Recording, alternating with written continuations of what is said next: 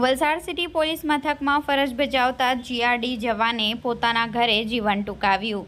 તારીખ 11 સપ્ટેમ્બર બુધવારના રોજ 10 કલાકની મળતી માહિતી મુજબ વલસાડમાં દિવસે ને દિવસે આત્મહત્યા કરવાના બનાવો વધી રહ્યા છે, જેમાં યુવાનોની સંખ્યામાં નોંધપાત્ર વધારો થયો છે। ત્યારે વલસાડમાં વલસાડ સિટી પોલીસ મથકમાં જીઆરડી તરીકે ફરજ બજાવતા યુવાને પોતાના ઘરે ગળે ફાંસો ખાઈ જીવન ટૂંકાવી લેતા સમગ્ર પંથકમાં ભારે ચકચાર મચી જવા પામી છે।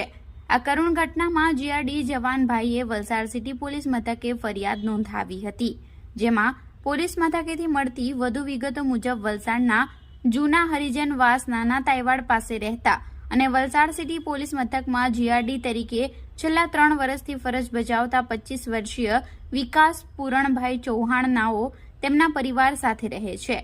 તેમના પરિવારમાં માતા પિતા ભાઈ અને ભાભી સાથે એક જ મકાનમાં રહે છે। ગતરોજ તેમના માતા પિતા ઘરના કોઈ કામ અર્થે રાજસ્થાન ગયા હતા અને વિકાસભાઈના ભાઈ અને ભાઈ તેમના મકાનના પહેલા માળે રહે છે।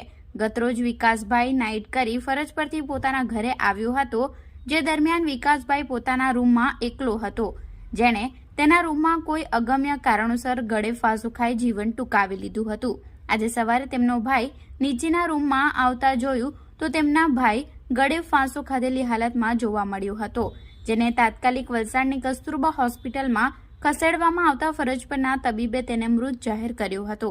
હાલ તો વિકાસભાઈએ આવું પગલું કેમ ભર્યું તે જાણી શકાયું નથી।